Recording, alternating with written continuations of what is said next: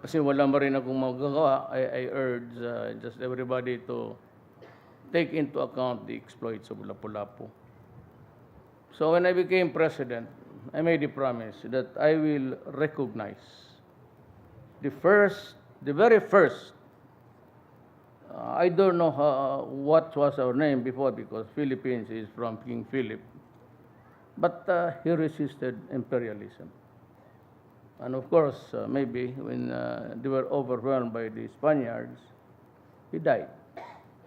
But hindi siya hero.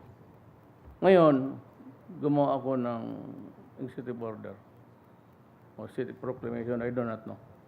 But raising to the level and dignity of a national hero, Lapu-Lapu.